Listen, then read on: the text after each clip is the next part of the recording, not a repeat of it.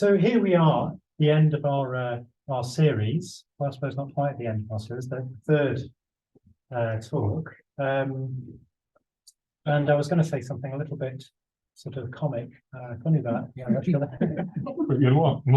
You changed your mind. Change the mind. Yeah. Well, I feel that actually that I want to express my gratitude to Jnanavaca. That's really what feels appropriate to do.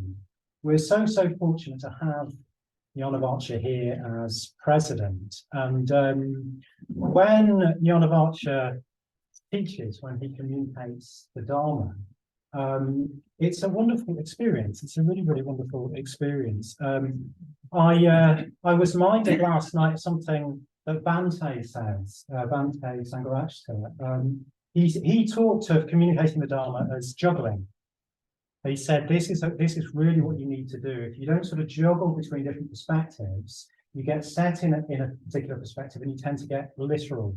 You take that perspective sort of literally. And Jnanavaca's got such a facility to kind of juggle. He's got such a fleet and clear intelligence that he can move very easily. He knows when he's moving between different models. I don't always. I kind of blur the model sometimes, but he's got a lovely sort of fleet and clear ability to move between different models, as he's very much been doing in this series. And then there's something incredibly live, isn't there? Yes, there's it's all sort of held very lightly, which is quite remarkable. Such a good speaker, so clearly sort of held very lightly, all this sort of sense of humour, very close and present within the talk. But then there's a real passion, isn't there, that comes through. There was a moment yesterday when almost out of the blue we had everything is metaphor. Everything is metaphor, and it was a bit sort of it was very strong, it was very impassioned. It left me thinking, gosh, is that what I think? Have I really got that? Do I really understand that? There's a kind of a passion and a sort of weight, if you like, of understanding that comes through with Jnanavaca. That's so vivifying. It's just really vivifying, isn't it, to encounter the Dharma in this sort of with this sort of fullness, clarity, lightness, erudition.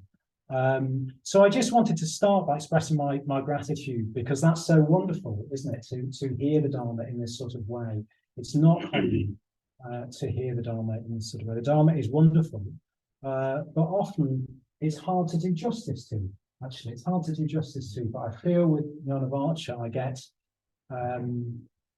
extended beyond what I sort of think the Dharma is. I get invited into a sort of bigger, more wonderful, richer, clearer, more profound perspective, lighter perspective of the Dharma. So I just wanted to express my gratitude for that. Thank you. Thank you very much.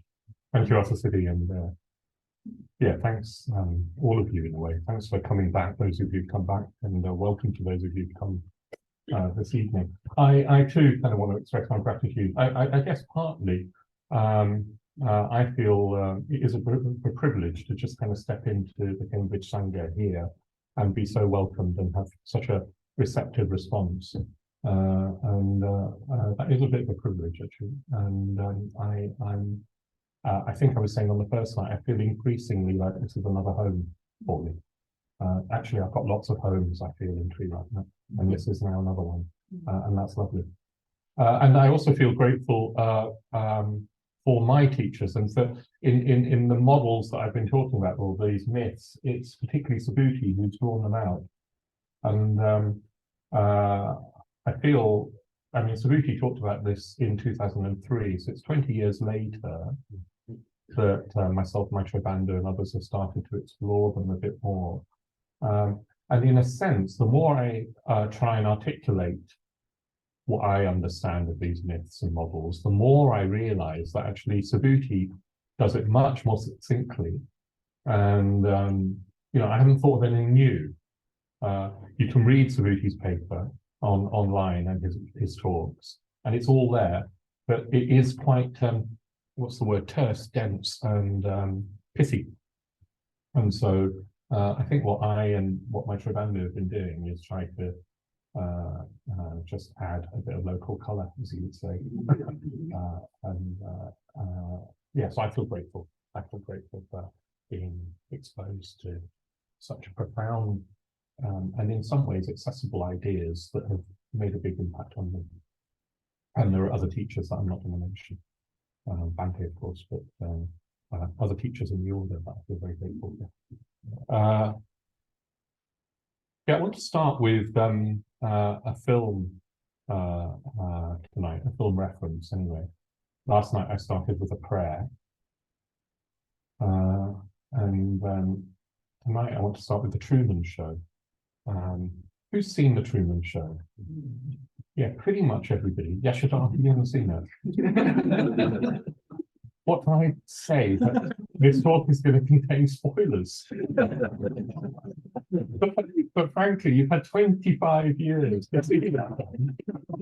And if you haven't seen it now, spoilers, I think, permitted. It is 25 years old, The Truman Show. And it's the story of Truman Burbank, who, well, if you've seen it, you'll remember that he, as a baby, was bought by this television company and is the main star of a sort of reality TV show where a whole world is created for him, populated with hundreds, thousands of people, but they're all actors, and the world is completely a construct. It's false. It's like they're just play acting. Apart from him, he's the only authentic being in this show. He doesn't know it. He doesn't know that his world, and all his relationships are fabricated and scripted to some degree. So he's acting unscriptedly in a way, but everything around him is a construct. And he's being watched 24/7 by cameras all around him. So this was before the days of reality TV, this film, 1998. And I think it was, in a way, prophetic. What I'm also struck by is that it's a classic. I mean, it was a classic film that people still reference. And I think that's because it's touched a deep myth in our psyches. Truman is played by Jim Carrey with all his comic genius. And you get this madcap Jim Carrey trying to work out what's going on. At times it's very, very funny, and at times it's very painful to watch. And so it's deeply serious, deeply frivolous in a way, and funny, in a way that only, somebody like Jim Carrey can do. Anyway, for me, that film, that story, says a little bit, not everything. You can't sort of have a complete dot-to-dot comparison, but it says something about this myth of discovery, in that what Truman begins to discover in the course of the film, in the course of the narrative, is that everything he takes for reality is actually a construct. It's not real. It's not as real as he thinks it is anyway. And in the end, he realizes that that also applies to him. His own identity, everything he thinks he is has been constructed, or at least most of it.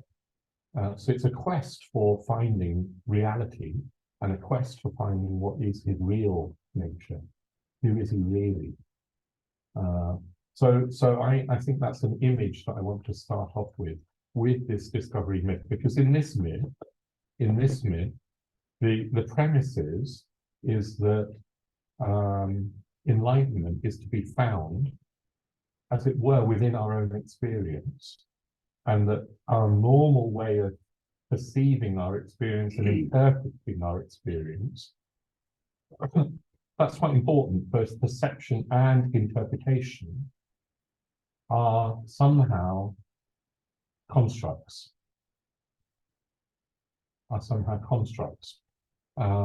and that we don't know that, they're not how things really are.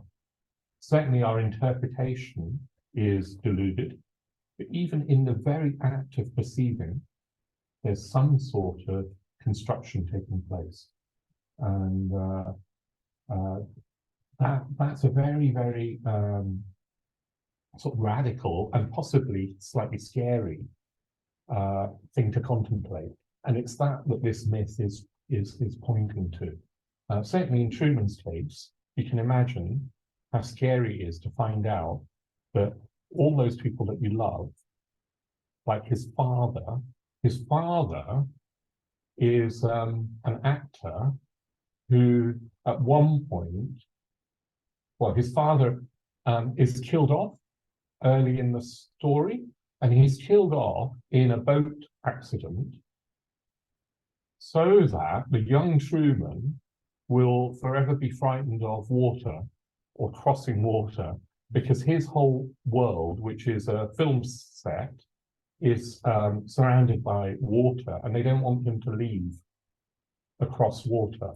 So they try and instill in him a phobia, a fear of crossing water, so they kill off his father, who's an actor. His mother is an actor, and he gradually, this is revealed, for him. His wife is an actor. She's doing a job, and she eventually finds it all too much, too stressful, and demands to be let off. His best friend is an actor. They've grown up together, and it's just very, very tragic how Truman discovers that his whole life is fabricated. Now, I don't mean to say that the discovery myth will expose as fake other people and our relationships. I'm not saying that. But what I am saying is that it's pointing to a truth that will, in a way, turn everything upside down. Actually, all the myths are, because the Dharma is saying that. The Dharma is saying that if you take the development myth far enough, if you take the surrender myth far enough, or any of the myths far enough, it will turn upside down our whole notion of who we are and what the world is. But the discovery myth has a particular directness about that, because it says, look, you look into your own experience and you look to see where are you constructing, where am I constructing my interpretation of experience. And the deepest, perhaps, level is, well, I don't even know if it's the deepest level, but one very, very fundamental level is that I have this deep-seated instinctive assumption, pre-conscious assumption, that there's a real me in here, and that my perceptions of the world are accurate, and the world really is as I perceive it, and I perceive it as out there, separate and external to me. That is a deep-seated assumption that the Dharma turns around. And this myth particularly says, look at your experience and see the constructive nature of it, and unhook those constructions. That's the discovery myth. There's also a related myth, that Subhuti points to anyway. Remember, Subhuti's coined these terms. They're not canonical, they're not traditional. A related one is emergence. And what Subhuti's talking about in emergence is that it's a receptive approach to that same seen through the construct. The receptive approach is that you sort of relax more and more, or let go more and more, the clinging to this identity of self and the clinging that makes that identity construct a world. This whole delusion is based on clinging. That's what the Buddha said. Yeah. And the emergence myth says, look, soften, soften, soften, let go, let go, let go. You could say relax, relax, relax. I don't think each of those words has a soften, let go, relax. They can be misinterpreted. And we'll come on to the sort of misinterpretations that can happen, because this myth is particularly prone, I think, and dangerous or ripe for misinterpretation. But let's for now just say you let go, you relax deeply, deeply, both sort of physically, emotionally, psychologically, and in that letting go, well, whatever opens up, and it's said to be a whole new dimension opens up that is unbounded consciousness. Unbounded and unbounded in the sense that the boundary between me and world dissolves. The boundary between me in the internal, what I think of as inside, and outside dissolves. It's said that what opens up, the awareness that opens up, doesn't seem to be or feel like it's in space. At least it's not in what we think of as three-dimensional space, which we see around us. And when we think about space, we normally think of external space. This is a sort of internal space that opens up, that feels centerless and unbounded. Centerless in the sense that normally my perception, your perception, my perception is centered on something here or behind my eyes. I look out and that's how I see the world. This doesn't have a me at the center of it. So it's centerless in that sense, and it's not got an edge. There are no edges. So in that sense, you could say it's not in space. This awareness isn't in at least external three-dimensional space. And if you're in this unbounded space and you're not relating to in this dualistic way of me and world, and there's no clinging, one's own experience is said to be timeless.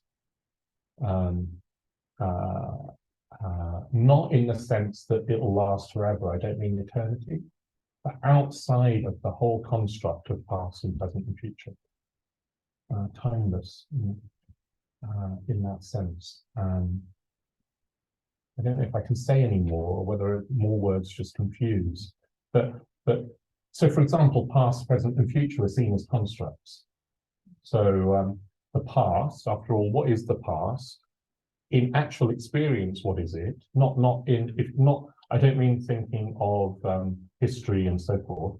In my actual experience, the past is experienced as memory and thoughts and images and feelings associated with those memories and images. That's what the past is. But those memories, those thoughts, feelings, if I think about the past, if I think about significant events in my life from the past, those thoughts and memories and feelings are happening now. Yeah. If I think about, I don't know, what's a significant event? My dad's death. If I think about my dad's death many decades ago, I am thinking about it in the now. Does that make sense? The past itself has gone. Doesn't really exist apart from my thoughts in the present about something. Yeah? Similarly, the future I can think about it. So I was sitting where Sundra is sitting earlier and thinking, oh goodness, what am I going to say? And and there was a slight tightening and anxiety, and I've got lots to say, but I don't actually know what's going to come out. Actually, that thinking, what am I going to say, and the tightening in my belly around that was happening in the present. What was the present then, anyway? There isn't a kind of future apart from imagined future, and that imagination is happening in the present. Yeah. And then you think about the present, and it's gone, hasn't it? I say now, and now's gone. Yeah. You haven't got a present. You've got an idea that there's a present that we're moving through towards a future that hasn't happened yet. But the moment is gone, isn't it? Yeah. And I won't go into physics and the speed of light and all of that. But if you did, it all gets even more weird and rather tricky, actually. There isn't in physics, for example, there isn't a common present. It just isn't. There isn't a common present. You look at what you look at, a star, and you're seeing light from years ago. Yeah. So there isn't a common present. It depends on where you are and how fast you're moving. Anyway, all of that. The present is a construct. The past is a construct. The future is a construct.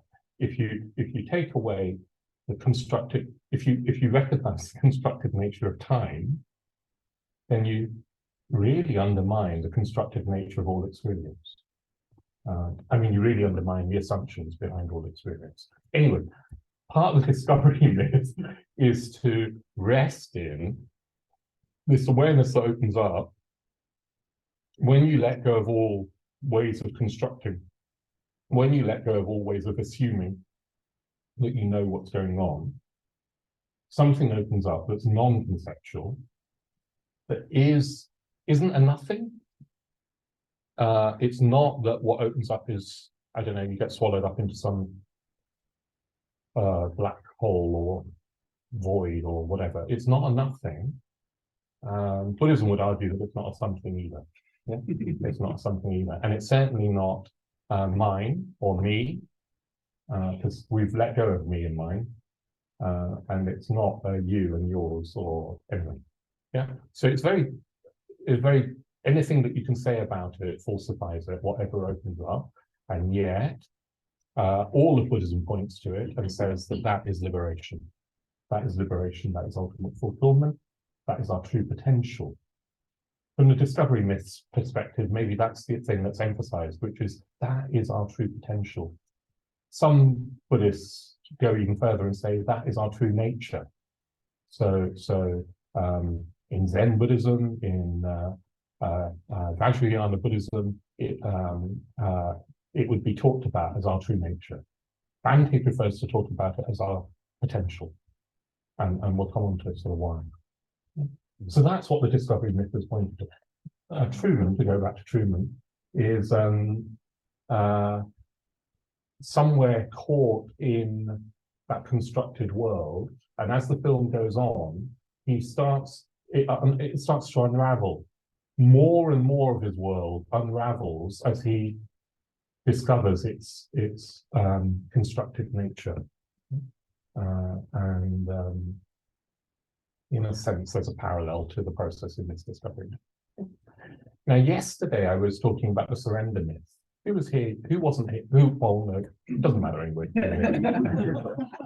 I haven't really got much time to recap. Well, I was trying to say, what was I trying to say? Well, the surrender myth is very much a religious myth. I mean, religion as we think of it, and maybe its danger is that what we surrender to becomes an authority. It becomes like a god. It becomes something that we hand over our responsibility to, etc., etc. We talked about that a little bit. It's a sort of pre-modern myth, what traditional societies traditionally have. And then the development myth, Subhuti talks about it as a myth that accords with modernism. Modernism in Western culture was very much concerned about the utopian some sort of ideal that we could grow towards, that we were all moving towards, yeah? And development myth implies that there's something really positive, and we are growing towards it, moving towards it. And he calls that, a myth that accords with modern thinking, modernism. But I think we're in a postmodern culture, or maybe we're in a mix of everything, I don't know. But let's just assume for a moment, for the sake of argument, that we're in a postmodern culture. And what Subhuti's saying is that, and I agree, that we're wary of ideals. We're wary of authority. We're wary of some sort of supernatural authority, like God, that we then have to submit and surrender to and obey. And understandably wary. You know, I don't need to explain why. We're wary also of some ideal that we're all living for, because you look at what's happened with much of the 20th century, fascism, communism, etc., were human beings with an ideal getting literal, narrow, fundamentalist, and ultimately cruel, based on some sort of weird, tightly grasping of an ideal. I think we're wary of that. We're wary of all following some sort of ideal. Wonderful to go and see Oppenheimer. Who's seen Oppenheimer? Yeah, it's such a powerful film. For me, it's like, again, it's full of myths, Oppenheimer, I think. But you see this very pivotal moment in the 20th century where atomic weapons were first developed, and the world, we're now living in a different world post that development, discovery, whatever you want to call it. And you really see the struggle for ideals. You know, fascism was being fought, but then shortly after the Second World War, America's gone paranoid about communism, the Reds under the beds, and so forth. Anyway, it's all played out. Some of those moments in 20th century history are sort of condensed to a particular lens in Oppenheimer. It's a fantastic, I think, masterpiece of filmmaking.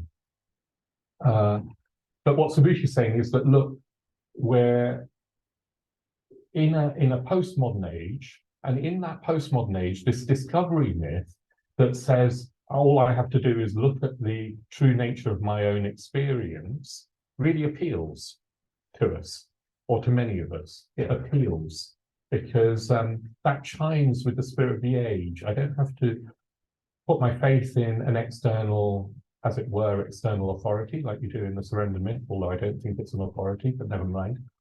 You don't have to put your faith in anything outside of you. And you don't have to believe in an ideal that humanity is moving towards, because we know what can happen when you grip an ideal in a tight way. Instead, you trust your own experience, and your own experience reveals the truth if you look deeply enough. So that's a very attractive myth, isn't it? That's a very attractive. And lo and behold, if you look online, I'm not recommending this, by the way, but you've got lots of teachers online who are talking about non-dual awareness and how do you realize it, and making it all seem very simple in a way. And maybe it is, but what they're doing is doing it, as far as I can see anyway, without any context. I mean, without any kind of contextual basis whatsoever. What Buddhism says is, no, context is really important. Context is really important. I think context defines meaning. So, for example, by context, I mean things like an ethical context. Yeah. Some people would argue that, look, if you really discover the true nature of your mind, ethics will flow. I kind of think, yeah, well, it might, but it might not, or it might take a long time to flow, depending on who you are. So I'm not convinced that we don't need to strive for an ethical context. And it's not just me saying that. Tsongkhapa said that. He was wary of this kind of talk that you just trust your experience, it opens up and it's fun. Ethics. I also mean Sangha. I also mean community and friendship. I also mean this ideal, the Bodhisattva ideal that I was talking about yesterday or touched on yesterday, where we are trying to gain enlightenment, liberation, whatever you want to call it, not just for our own sake, but for the sake of all living beings. That's the widest possible context. And I think if we lose all those contexts, add an essential meaning to this myth. Out of context, it gets distorted. I think it gets distorted. Bhante has been really more cautious about this myth than the other myths. I was saying yesterday that Bhante's teaching, he really draws on the development myth and the surrender myth. He didn't call it those things. Anyway, he really draws on those. With the discovery myth or the emergence myth, he's much more wary, much more wary. And yet, if you look at his teachings, it's there. And I'm going to point to just a few of those places. It's there. But he's much more wary because I think it's much more prone to misunderstanding. And the back of this myth is sort of very seductive, very seductive, and it's subtle, this myth. So let me just pause and say, oh no, maybe I'll just read you. It's not just Zen and the Vajrayana, although it is true that later Buddhism particularly develops this idea that actually there's primeval purity in the nature of mind. And if we look clearly enough, deeply enough, the nature of mind is unbounded, completely pristine, pure, and that's our true nature. But there are places where the Buddha talked about it like that. Not many places, admittedly, but Bhante's talked about the Pavasara Sutta in the Anguttara Nikaya, very short little sutta, where the Buddha talks about mind as luminous, and he says that it's covered over with adventitious defilements. Adventitious meaning, well, you know what it means. Do you know? Like, added on. The defilements of greed and hatred and delusion are added on like clouds over a clear blue sky. That's my image, as it were. Clouds over a clear blue sky, not mine. I mean, that's not what the Buddha says. I think that so the sky is always clear and blue. You get this when you fly, don't you? You fly above the clouds and you realize the sky above the clouds is always clear and blue. And the sun, well, I was going to say it's always shining, but it depends, doesn't it? But anyway, you know what I mean. And the clouds are coverings over. Yeah. So listen to this. This is the Pavasara Sutta from the Anguttara Nikaya. Luminous monks. He could be saying nuns, but anyways, luminous monks is the mind, and it is defiled by adventitious defilements. The uninstructed run-of-the-mill person doesn't discern that as it actually is, which is why I tell you that for the uninstructed run-of-the-mill person, there is no development of the mind.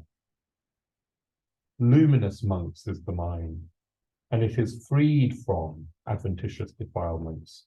The well-instructed disciple of the noble ones discerns that as it actually is, which is why I tell you that for the well-instructed disciples of the noble ones, there is development of the mind. Anyway, that's a reference from the Pali Canon, where the Buddha is talking about this kind of metaphor. But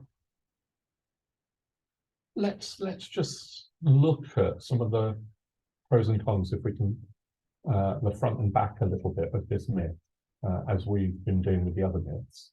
And then I want to bring in some things that Bhante says. I've got lots of things actually I want to bring in, but we'll see how we do for time. So can anybody? I've talked about some of the front of this myth and why it might be attractive. Can anybody? Can you think of other, as it were, fronts, good bits of this myth, or good why this myth is helpful? Yeah, Julia. Not sure if this is which end this is with thought, but I'm always looking to discover human beings within our kind of lifetime who are enlightened. And I say this, the context is because I think about Jnanavaca, and I think I often think he's an enlightened human. But if he wasn't, what was there maybe for him to discover about him? So when we're looking to work towards enlightenment, I always wonder how many people maybe here have actually met human beings and think this is a human who's enlightened. And I wonder if we sometimes are worried about his possible blind spots in saying this wasn't enlightened human who lives this life. So I think with discovery, the context is with discovery, is there a danger that that's just a grasping rather than a discovery? Yeah, well, I think there might be that danger. But one of the things, as you say, as you were talking, what I was thinking is that one of the things about this myth is it's very optimistic, I think. Sometimes if you look, I know that this is slightly tangential to what you're saying, Julia, but sometimes the development myth can make enlightenment seem so far off as to just feel impossible. And then that might be all right when you're starting off. But if you've been practicing for 50 years and you feel that you're no closer to enlightenment than you were 50 years ago, it's pretty disheartening, given that most human beings aren't going to live, and you probably haven't been practicing till you were, well, I don't know. Do you know what I mean? It can be pretty disheartening. This myth says, no, enlightenment is your true nature, or at least your true potential. That's how Bandhu would put it. And it makes it seem at least much more achievable, accessible, realizable, whatever you want to call it. It's much more optimistic. It says, no, it's not so difficult. It's there all the time. We've been missing it. And it also sort of says, look, in every moment it's possible. In every moment it's possible to wake up to your true nature.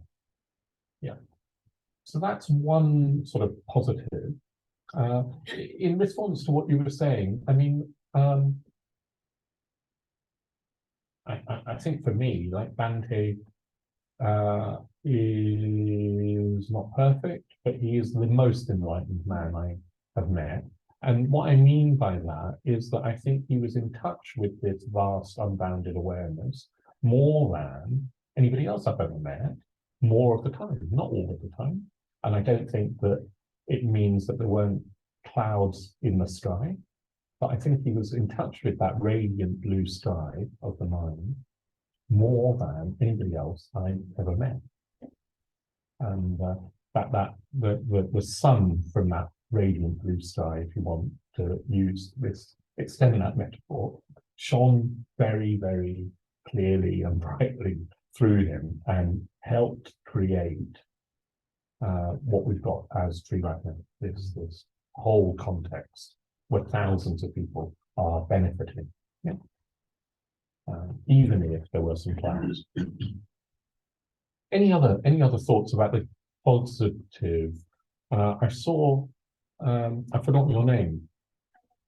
Amritavani's hand and then Nagabira. A positive about the discovery method would be, I think we do that with develop a compassionate response to your experience. Say how? Yes, I think you're onto something. And why and how? Or can you say any more? Why would that be? You would see how you are is just a product of how you have lived. Yeah. How and what your conditions are. Yeah. And that seeing that sense of blame or something like that, which could in time start to turn more into a compassionate response. Yeah, no, I can see that. I think that's right. I think that sometimes, at least, I've seen. I sort of just talk around your point, if that's all right. Sometimes I've seen that people who are practicing the development myth very sort of singularly in a way, sometimes they're driven by self-dislike and sort of self-hatred. Maybe that's too strong. In the book that Maitreyabandhu and I are writing, we are using different films to illustrate the myths. And the film that we're using for the development myth is Free Solo. And that's a documentary about Alex Honnold, who's a climber. And he climbs free solo, which means without ropes or without any equipment at all.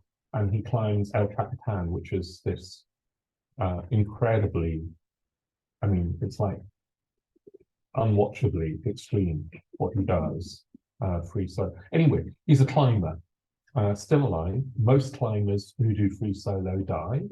Yeah, I mean, die climbing. I know everybody dies, but most. Anyway, he's still alive, thankfully. And yeah, that's another spoiler. But a good one. You're not in me, that's a good one. He's so impressive and disciplined. I mean, like, climbing is everything. And goodness, I mean, if I had a fraction of his determination, discipline, energy, and I applied it to trying to gain enlightenment, I'd be a lot further down. It's incredible, this man's discipline. And somewhere in the film, I'm quoting from memory, so it might not be quite right, he says, oh yes, what motivates him is this bottomless pit of self-loathing. Bottomless pit of self-loathing. Isn't that? And that can be behind the striving for some people of the development myth. You know, they're trying to just sort of get rid of their experience of self. Whereas I think you're right, Amritavani, that this discovery myth can have a very sort of done rightly, it can have an accepting of yourself. Yeah. And seeing that everything is a construct. If I can just give you a wee example, let's do it. Let's do a little exercise. So I'm going to ask us to look at our thoughts. So you've got to have a thought. So try and have a thought. It doesn't matter what the thought is. Have you all got a thought? Okay, now look at the thought. Yeah, look at the thought. Look at not just the content, but what the thought is made of. What's its nature? What is the thought? Like, where's it come from? What's it made of? What's it consist in? And also, what happens when you look at it? Like, when you become aware of, oh yes, this is a thought, what happens to it? Okay, you've had enough time now. So any answers? What happens? First of all, what happens when you look at your thought? Yeah, who said that? Yeah, Shakti Kumar. It disappears. Does that make sense to other people? Did it disappear? Yeah. Implying. well, do it again, Sundar. There's always one. No, fair enough. But I think sometimes, of course, if you have to really shine a light of awareness on it, and sometimes I only gave you like 10 seconds, and it might not have been enough. So don't worry about that. But anyway, in your own time, you could try this. And typically, if there is enough awareness of the thought, it disappears, typically. Yeah. It sort of dissolves, vanishes. Vasantra talks about it like a bubble that pops. etc. So that the implication there is that there isn't a substantial reality behind the thought. It's not a thing with some sort of enduring substance. It appears and then it disappears. Yep. And then when you actually, if you were able to look at the thought, and can you say what it was made of? What was its, what was it constructed of? What did it consist in? Sorry? Energy. Energy, yeah. Some energy, yeah. Emotion. Emotion, yeah. Anxiety. Well, that's an emotion, yeah. Energy. Energy, yeah. Oh, cool. Sorry, who said that? I think energy. Images, yeah. So images, yeah. Conditioning.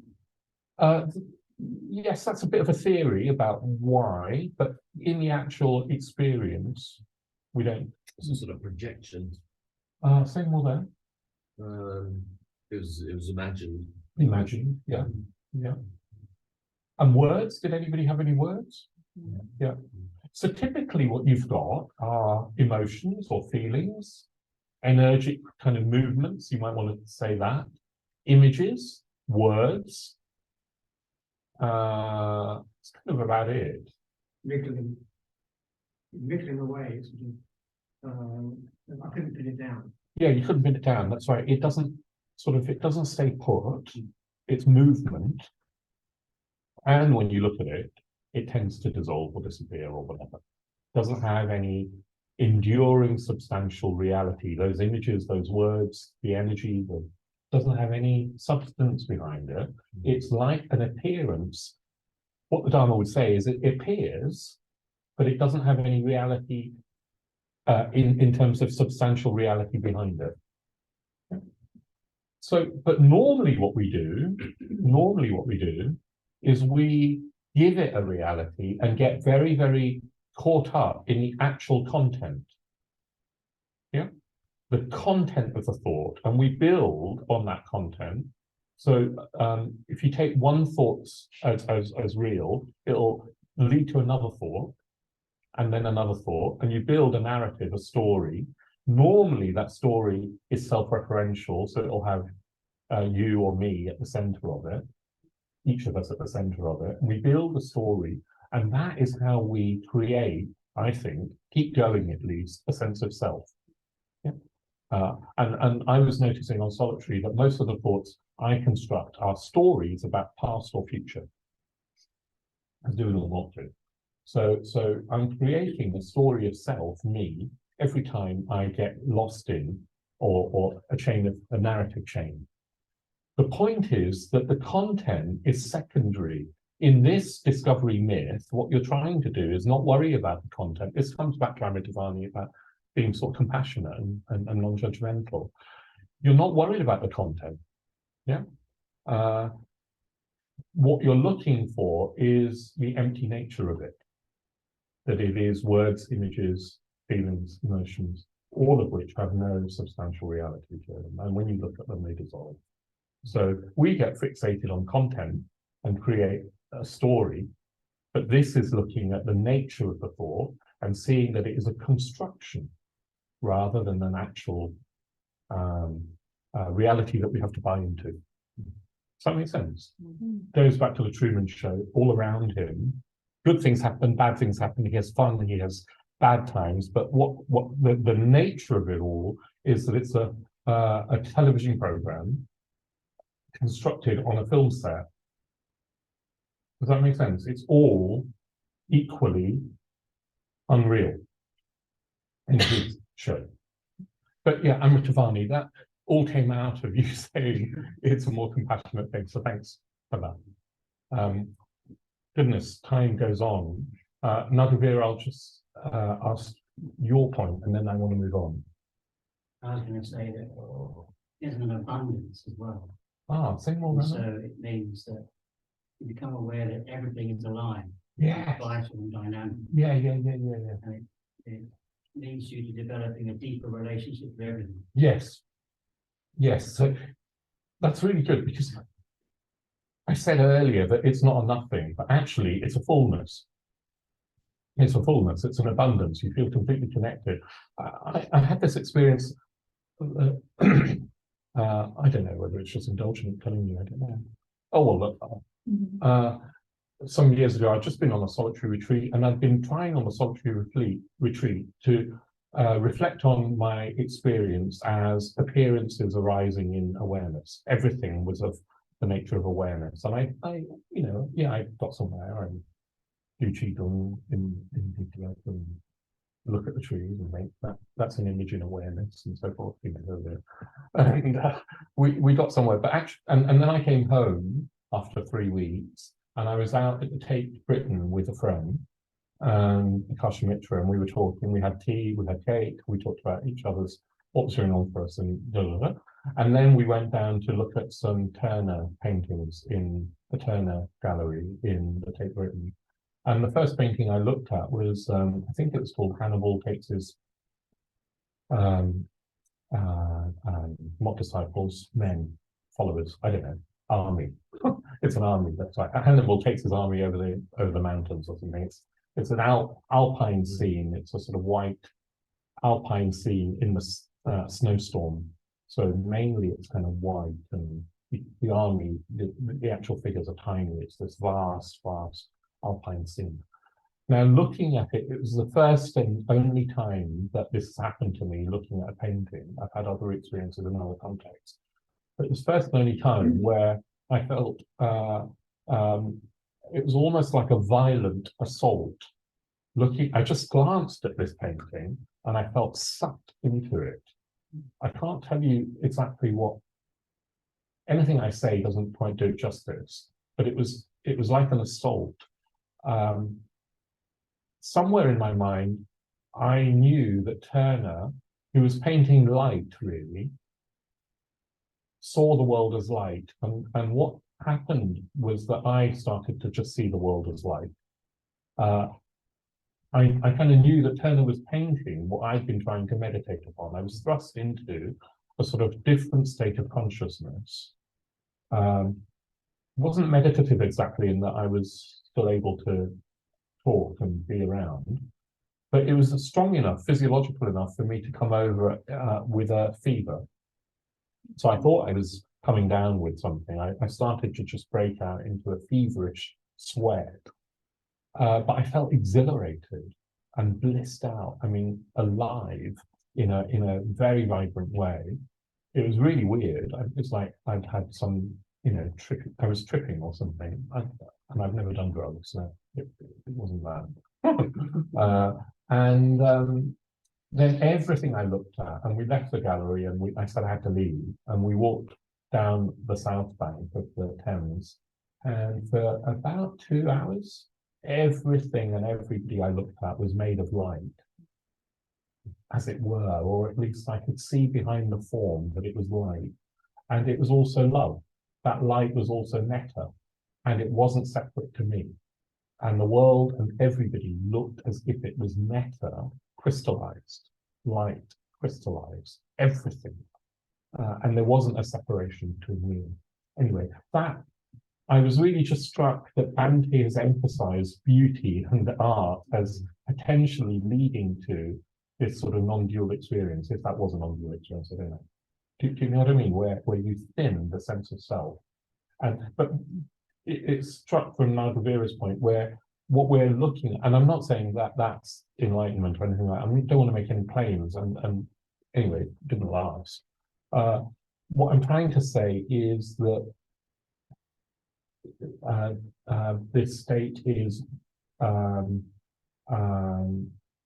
love and beauty, and a sense of connection. If there isn't that, then I don't think it's finished yet. Somebody might be have had a glimpse, but it's not complete yet if there isn't love. Does that make sense? It's not complete yet.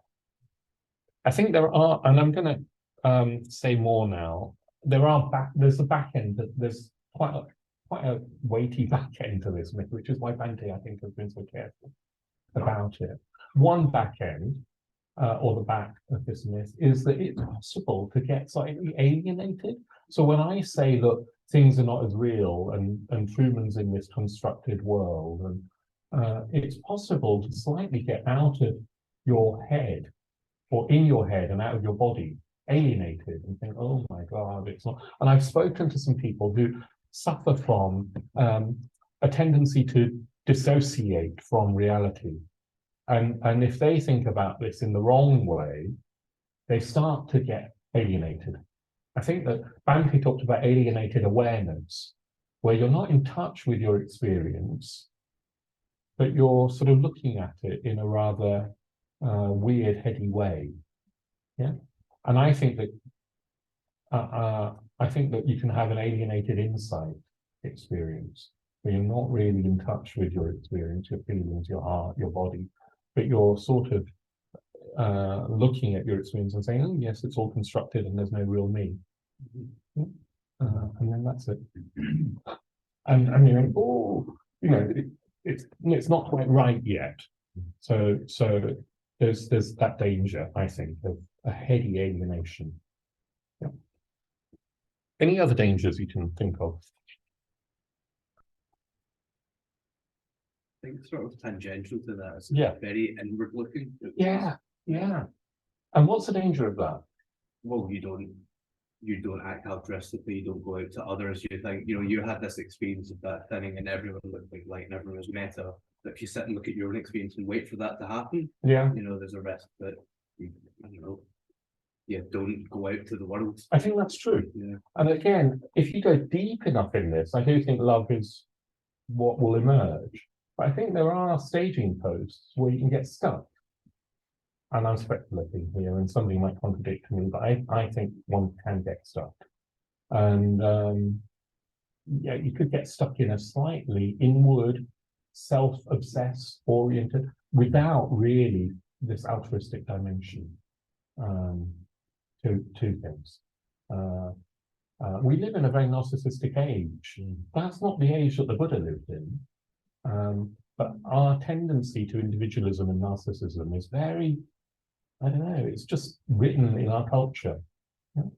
And so I think there is a real danger that we get stuck in some sort of me-centered experience. Yeah, that's right. As well as alienation, I think there's a chance for sort of depression. You know, if we tend towards a sort of nihilistic tendency, and you see that it's all construct, and you're not yet open to the beauty and the love and the unbounded bliss or awareness, there's a danger that you might sort of get depressed. Bhante's, there's another danger that Bhante, oh no, well, let's see if somebody else wants to say anything about a danger at the back. Yeah. Is there a danger that you can apply it to kind of current problems like climate change and think, well, none of that matters anyway? Yes. It's real, and then not want to do anything. Yes. So that's really on it. Hinduism has a very similar kind of myth and practice, and says that all of this samsaric world is phenomenal world. This world is appearances, it's Maya, and none of it's real. There's only Brahma, God, it's real. And one consequence is that so none of this matters. Yeah. And so you can act however you want to act, and it doesn't matter. And yeah, the world's problems, people are suffering, we're destroying perhaps the polluting environment at least, and none of that kind of matters. Yeah. Whereas Buddhism would say it's not absolutely real, but it does have a level of reality. It calls it relative reality. And that's so important, because otherwise we become sort of alienated and cold. And where's the compassion? Where's the attempt to reveal, to overcome suffering for other people, relieve suffering? Yeah. So that's a real danger. If you drift into Advaita Vedanta, Advaita Vedanta tends to say, I mean, I'm not an expert, but it tends to say it's all unreal. And one consequence is none of it matters. And if you then also misinterpret, I heard one sort of Vedantic teacher on YouTube say that we don't have any choice or self-will, and therefore we're not really responsible for our actions. Now, from an ultimate perspective, maybe, yeah, there's no real self, and therefore who's doing the choosing and so forth. But in the YouTube comments under his video, there was a load of confusion. Like, if we're not responsible for our actions, we can do what we like. And oh, it's all unreal anyway. And so, you can see the danger. Yeah. And more than that, what Bhante is saying is that people can think, okay, well, therefore, I won't need to make an effort to follow a path, because there's no real path, because you just wake up. There's no need to follow ethics. It undercuts the whole path. If you're not careful, it undercuts Buddhism. Yeah. Bhante is just, and Bhante was also saying, look, people can start to think I'm a Buddha already. Taken to an extreme. I've not met anybody that's thought that, but I wonder if there are more subtle versions of it. And because I'm a Buddha already, I don't need to do anything. I did meet a young man who said he didn't need to practice, he didn't need to meditate, because all practice was based on a delusion. That there's somebody to do the practice and somewhere to get to it and so forth. Do you know what I mean then? So I said, what do you do about that then? And he said, well, I lie on my bed. And I thought, yeah, I do that. Maybe we've got a lot in common, but at least I kind of know that won't get me anywhere. So there are all sorts of kind of dangers. Bhante, however, does talk about this myth. He tends to talk about it in terms of images, stories, metaphor. If you look at his commentary on the White Lotus Sutra, and you look at the parables of the myth of the return journey and the jewel in the garment, I referred to them in my first talk. The jewel in the garment, this man has this priceless jewel sewn into his cloak. He doesn't know that, wanders around in poverty and hardship, but all the time, actually, he's in possession of all the wealth that he could possibly need. He's ignorant of it. That's a metaphor for this myth. Bhante was much more, he gave us in the order practices like the Vajrasattva sadhana, which is what I took up when I was ordained. And Vajrasattva, one of his sort of symbols is sort of, he symbolizes primordial purity, beyond purity and impurity, this nature of mind beyond good and evil, and that we are always primordially pure. But if you engage in that sadhana, you engage in an imaginative journey rather than literal metaphysics. It's when you treat this myth literally and as if it was a metaphysical reality that you get into all sorts of trouble. Experientially, it's okay. In fact, it could be really helpful. So some of my deepest experiences come from emergence, maybe more emergence and discovery of letting go and letting go and letting go. And when that first started to really kick in for me, whatever, I can't think of the words, I kind of thought, oh dear, this isn't what Bhante taught. Bhante taught striving, development, and I need to go and talk to him about these deeper experiences. And he was just very, very positive and affirming of them. And said, don't take this myth literally. Don't take it literally. So there's something about the literalism for all of these myths that is the problem. And actually, we need all of them. Now, you might not, even that is dangerous, because not all of them might speak to you at any one time. So over time, you need to be open to all of them, and they act as correctives to each other. That's what Subhuti is mainly talking about. That the back of this myth needs to be corrected by the development myth, the surrender myth. You can't let go of some degree of effort. You can't certainly let go of taking responsibility for your actions. You can't just say, I'm going to ignore the rest of the world because it's all constructive, and therefore, you know, let them suffer. You can't. That's not Buddhism. That's not Buddhism, and this myth easily becomes not Buddhism. So you do need the development myth. You do, I think, need the surrender myth to open up to something beyond self, because frankly, if you look at what is the Dharma, his section on nirvana, what is nirvana, the goal, he says, look, you need to look at why do you want a goal in the first place? He undercuts the whole developmental myth in that. He says, look, you need to look at, bring awareness to you, what is it in you that wants a goal? Yeah. And paradoxically, he says, if you really see what it is in you that wants a goal, you don't need a goal. And then nirvana's sort of there. And if you think you want nirvana, you're not going to get it. So he undercuts the development myth at times. He talks about just doing nothing, just sitting, the greater mandala of uselessness, the greater mandala of aesthetic appreciation. He just doesn't want to make a metaphysics out of that, and that's really important. So we need these different approaches, and different people will be more drawn to one approach than another. And that's okay. It's when we start to say my myth, my way is the only way, that I think we start to go wrong. Because if we start to think I know the only way, the one true way, and it is surrender or discovery or emergence or whatever, we've started, it's a clue that we're already gripping too much and too literally to this myth.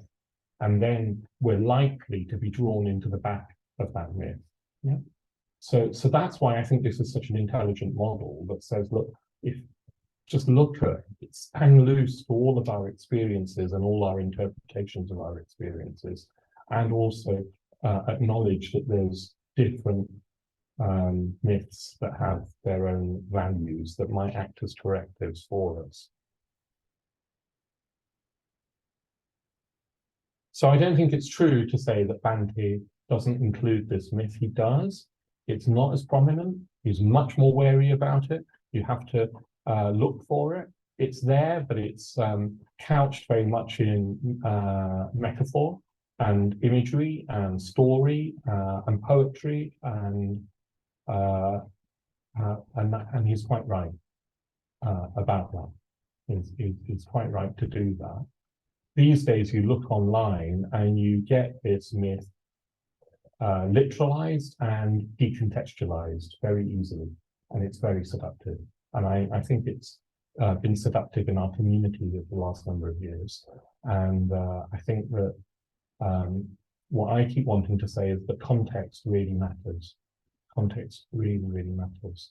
And what Bhante has given us is, above all, in a way, all of these myths and a huge range of practices, but above all, he's given us a context. He's given us a context for practice that is very, very wide and very, very inclusive, very, very inclusive of every aspect of our life. He's given a context where we can apply a dharmic lens and a dharmic framework to every aspect of our life, our work, our relationships, our social life, our creative life, our meditative life, our literary life, every aspect of our life we can find a dharmic context for. That's huge. Context is really important, and we live in an age, I think, where context is seen as irrelevant, and my truth is my truth, and who are you to tell me otherwise?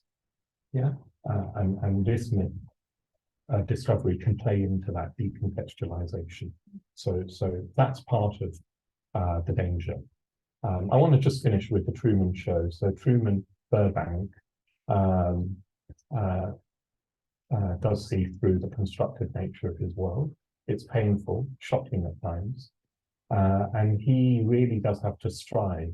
So he does discover that his world is constructed, but that's not quite enough. He has to then escape from this constructed world, and that causes an epic kind of battle between him and the creator of the show. The creator of the show is stands for God, really. When Truman, he actually speaks to Truman. Truman actually, what does he do? He tries to escape over water. That takes a huge amount of courage. He gets into a boat and sails over water, overcomes his phobia, and the creator of the show creates a storm, and horrific kind of storm. He's prepared for Truman to die in this crossing, and Truman carries on. Incredible courage and striving. So I think the development myth is there. You can't escape that. So the discovery myth is there. The development myth is there. Truman then reaches the sky. What he realizes, he comes to the edge of the set. Cover your ears, Jnanavaca. So the water, the crossing, is actually just a lake, and the sky is like a big dome of the film set, and the boat just hits the wall that is painted as sky. Yeah. And there are some steps. Again, he has to ascend the steps. So he ascends the steps. Ascending the steps, I think, is like a metaphor for following a path. There's a development there. He ascends the steps, and he reaches a door in the sky. A door in the sky. He doesn't know what's on the other side of the door. And the creator now talks to him directly and says, I gave you life. I gave you a world. You are the star of this show. Don't go. You're the center of everything. And don't go. Stay imprisoned, as it were, in this constructed reality. Rather than God, he's Mara, actually. From a Buddhist perspective, that's Mara. Stay stuck in samsara. And Truman, of course, doesn't. He opens the door, and he's walking into the unknown. I think that there's surrender in there. In that when you open the door, if you really are prepared to let go of all these constructs, or you ascend the steps and the path, at some point it is going to be like, I don't know what I'm stepping into. I have to give up. I am not in control. There never was any control. You have to really acknowledge that. Truman does that. He walks. The whole world is that film set for him, and he walks out of it. He leaves the world. That, to me, is an image for liberation. You leave this world. You leave the known. You don't know what you're going into. And when he opens the door, it's completely dark. It could be the void. And he takes a step. And it's not quite the last image of the film, but that's the image that I want to leave you with. I think that it's an image where all three of these myths are coming into fruition in a beautiful way. I think that's why that film has become a classic, because it speaks to us very, very deeply in a way that maybe we're not very conscious of. So I want to leave you with that, and I really, really wish you well in exploring these myths further, because actually there's much more to explore. So I recommend Subuji's talk and papers and things. Thank you.